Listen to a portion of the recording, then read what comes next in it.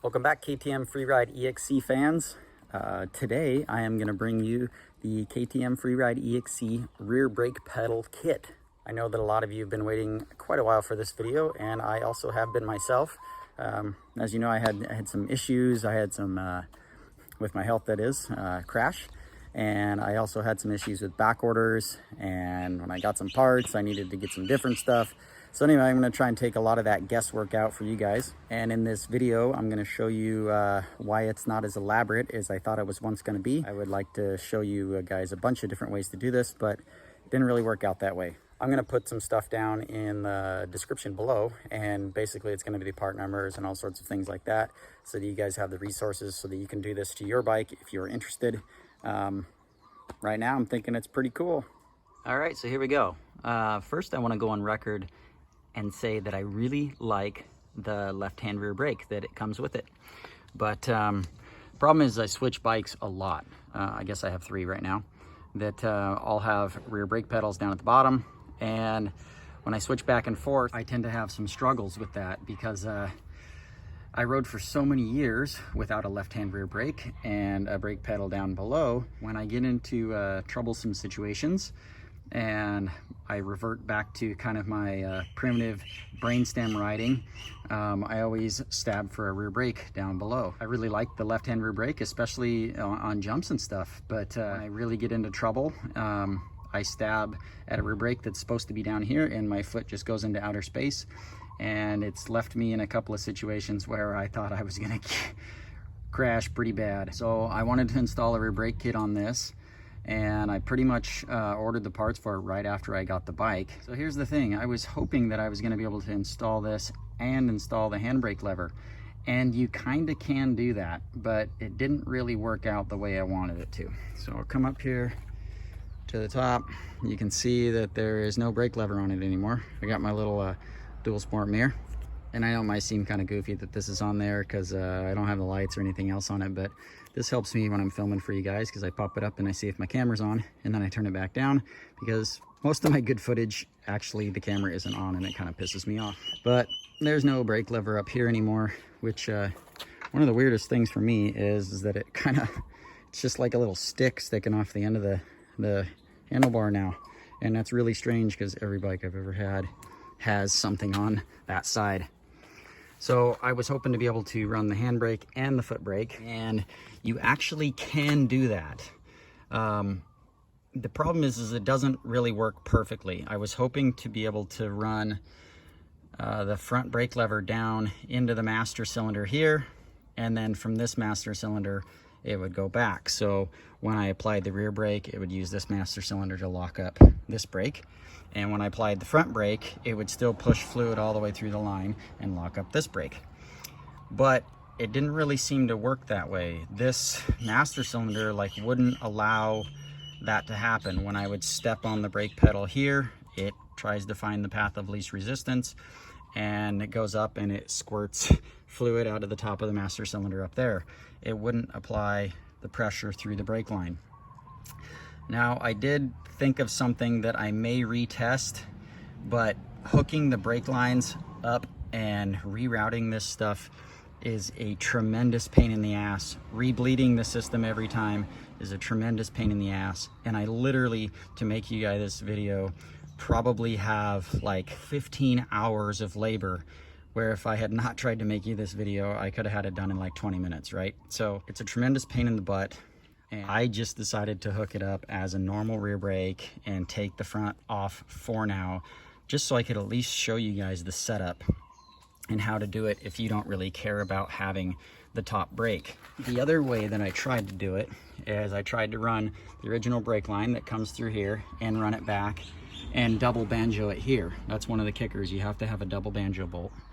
And so I double banjoed it here. So that kind of works as well.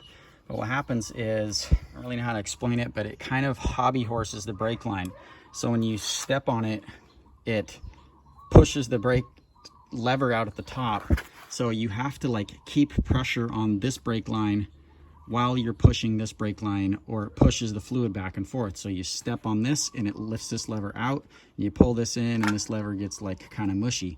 So it works, but it's kind of weird. And I don't know, I was having some master cylinder problems when I was doing that. I had to rebuild this master cylinder. I hooked it all up just as a plain rear brake. And I know this is gonna make this video really long, but I want to explain that because I know that some people are curious about it. It may sort of work, it's just not as good as it should be.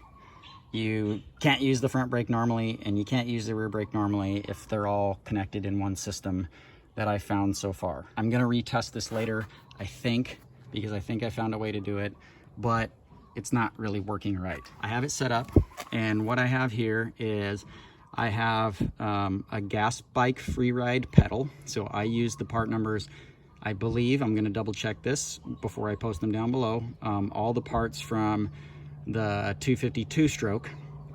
So this is a gas bike pedal. The master cylinder is the same for all the gas bikes, all the 85s, all the 65s, so same master cylinder. And the master cylinder was really expensive. So for me, and when I say really expensive, I think it was somewhere around $130 or something like that. So I went onto eBay and I bought a used master cylinder, and I think I gave like 50 bucks for this one. Seemed like a great deal. It always does, right? It needed a rebuild kit. And what's weird about this is these obviously aren't the Brembo units. They're not as good. They're kind of a little bit more quirky. They require a little bit more maintenance. That doesn't mean that they don't work good. I want to be clear about that. These brakes actually work pretty good, but they require more maintenance. So this Formula Master Cylinder, you kind of don't bleed it the same. When you push down on the pedal, you have to release the pedal and then it sucks the fluid down slowly. It's not like a normal brake where it responds faster. It's kind of hard to explain, but anyway, I thought that it needed to be rebuilt, and so I rebuilt it, which took some time. I got injured, so I didn't see the parts for like 6 weeks because I was in the hospital and everything else. But I got it all rebuilt, I got it all bled out, and it works perfect as a rear brake the way that it's supposed to right now. Because of that bleeding technique, I've bled lots of brakes. You don't need to tell me how to bleed brakes. I've been doing it for damn 30 years. It's just a little bit quirky, and when I was testing that with the other lever combination, I may not have been bleeding it right, and I was doing it in the dark half the time. And anyway, I don't have much time after work and I don't have much time before work, so it was kind of a nightmare. But I want to tell you that I really did try the process, and there's still some things that I need to retest to see if it works correctly. But for now, I'm gonna say it doesn't really work correctly unless you just hook it up as a plain old rear brake system. So 250 parts, I got a 250 lever. This would be the same master cylinder on a 250. You do need to buy this bracket. This is for the 250, and it probably doesn't matter which model you use, but I'm gonna look up, I think, all the 250 parts down below. There's actually two different brake lines that you can get. I believe the 350, or the 4-stroke one, and the 2-stroke one is different. I got the 2-stroke one. It does fit well. It's shorter. It's a little bit tricky to get the angles and the way that you have to route it to get it to line up, because the fittings and stuff are pressed on at a little bit different angles because it's for kind of a different bike. But it does work. You can see it's not overly stretched out or weird or anything. It's just a little bit hard to route. And when you're trying to double banjo it with the other one that comes down, the angles at which these brackets and stuff work, oh man, it's a pain in the butt to test. I don't have a nice shop to work in. I work outside, put my bikes away, and then I got to bring them out, and it's hot. And anyway, I'm making excuses, but I'm telling you that it's not super easy as it looks. So once you get it all on there and you get it all bled out properly and everything, the other problem is that on the gas bikes, they have a cover, and on the cover, they have a little loop thing that you put the return spring on. The e-bikes don't come with the rear brakes, so they don't have a return spring option. So by the seat of my pants, and I don't have a shop to fabricate stuff, even though I am a fabricator, welding degree, all this sort of stuff, so I understand it. But I don't really have the tools and I don't really have the space. So I dug around in some old bicycle parts and stuff I have, and I found this conduit clamp, and you can see it's a 1-inch conduit clamp. I straightened it out, I drilled a little hole in it, and I drilled another hole into it, and I mounted it into this bracket here.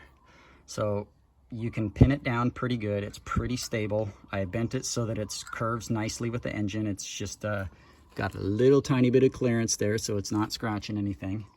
And then I just kind of angle it so that it puts a little bit of tension on that spring, and then bolted it down. It's pretty sturdy. This is sufficient. So if you guys don't have a shop and you want to do this mod, it works pretty good. You could, you know, maybe put a spacer and a longer bolt on here and make a little clamp off of that bolt instead. But this was really quick, really easy. It took me, I don't know, 10 minutes to build. I just pounded it out with a hammer and spray painted it black so it would just kind of look a little bit cleaner. And it works good, and the return spring works just fine.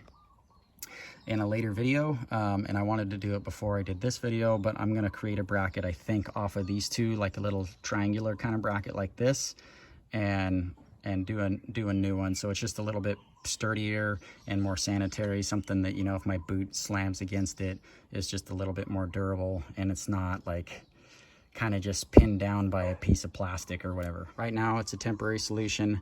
I did ride this bike several times before I got hurt with just the lever and this setup on it with no master cylinder. It was just a fake lever because I was waiting for this to come in on order.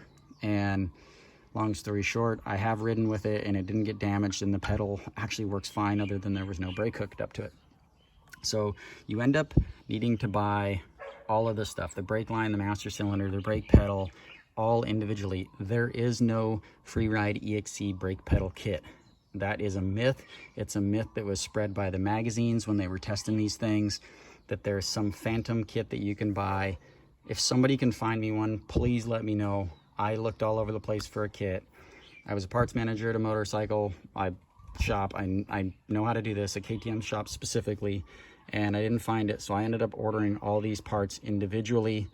There's a couple of kind of special bolts. I highly recommend that you order all the OEM bolts. The other one kind of quirky thing I found, and maybe it's because I did order this master cylinder specifically, there was a 65 part. This plunger thing is a little bit long, and so I was thinking about taking it apart and cutting a little bit off, but I like to run my brake pedal a little bit higher. I'm a ball of foot rider, and so it's a little bit faster for me to get to, so I've been raising my pedal over the past year, little bits at a time, and I enjoy it being just a little bit high and sensitive because of the way I move my foot. But this thing is a little bit long, so if you like to run your pedal lower, you might have to shorten this clevis or whatever they call this thing a little bit. But it does work well. I filmed a little video of me pushing it with my foot while riding, so you can see how well it locks up the rear brake, or the rear wheel, I should say.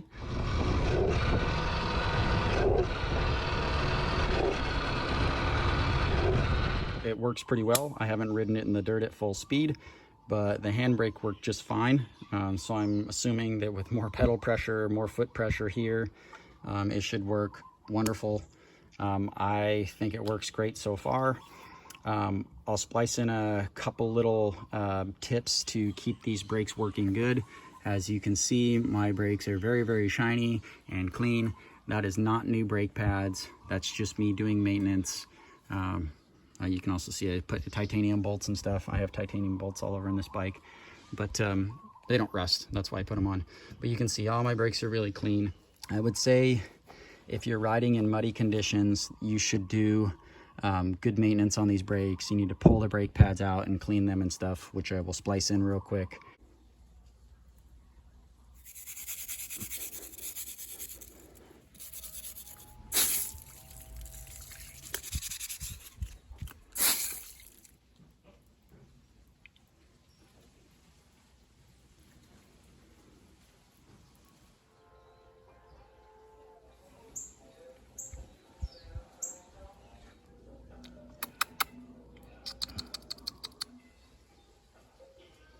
And the other thing you should do on these bikes more often is bleed the fluid out.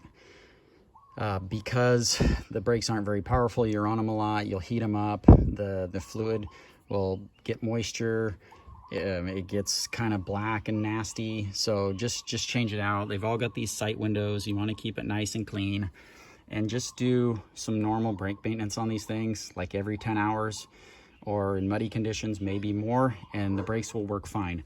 I kid you not, I raced in the 90s, 10 years in the 90s, and these brakes on this bike, although they are from an 85, they worked better than most of the Japanese bikes, motocross bikes in the 90s, with the exception of maybe the Honda.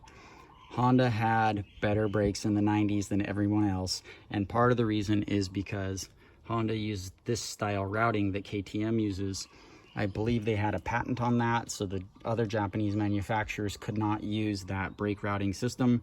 So the YZs and the KXs and all that stuff, they had terrible brakes. You had to put steel braided lines on them. I used to sell them all the time at the motorcycle shop. Their brakes were awful.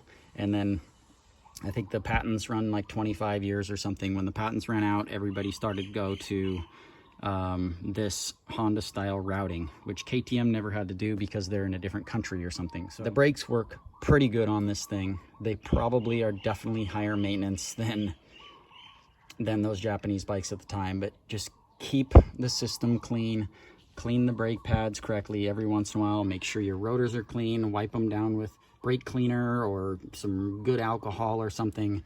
And I kind of just rough them with sandpaper a little bit just to kind of get the glaze off, or a Scotch-Brite pad, a little rough Scotch-Brite pad, just to kind of decontaminate everything. And the brakes work fantastic. They won't squeak on you. You can do stoppies, it locks it up. The only drawback is they do require more pressure than a nice Brembo unit because they're just not as big, and they're still stopping a bike that weighs 244 pounds or whatever these weigh. Okay, I'm gonna leave you guys with that. You'll have to order all the parts individually. You'll have to make some sort of bracket. It works great so far, riding it on the street, the little bit that I've done, and I'm extremely happy with it.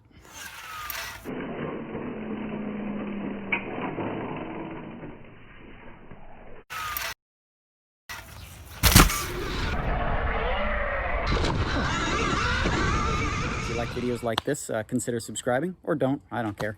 Like the video if you liked it.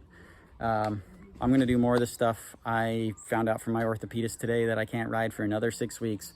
So I'm going to be doing some more wrenching videos and just ordering more parts and installing them on the bike, because I don't have anything else to do on this thing because I can't ride it. I'm going to have my suspension video coming up pretty soon. Unfortunately, I can't really test it for you guys yet. My friend rode his. I had him done at the same time, and he is absolutely ecstatic about it. So look for that video where I'll explain what we did and where you can get it done or how you can do it. That's going to be pretty cool to come. I just can't personally test it, but I ride it around in the driveway and stuff, and I can already tell you, just even sitting on the thing and putting at 10 miles an hour on pavement, it's way better than the stock suspension. It has so much better hold up. It's good enough that I'm gonna have to send away my 250 XC suspension, I think, because it just doesn't feel good compared to the Freerides anymore. Even just sitting on the thing, it's amazing. This is not a suspension video. Thanks to you guys for watching as always, and I hope this gives you a couple tips. Leave me a comment down below if you have any questions on this. I went through the whole process of the whole thing, and yeah, let me know. I haven't seen any other information about this online that isn't basically completely BS. I'm sure there's other people that have done it, but they haven't documented it. And so I wanted to document this for you guys and get it out there so that other people can possibly do this, because I know that not everybody loves that handbrake. I think it's great, but not everybody loves it. Okay, take care.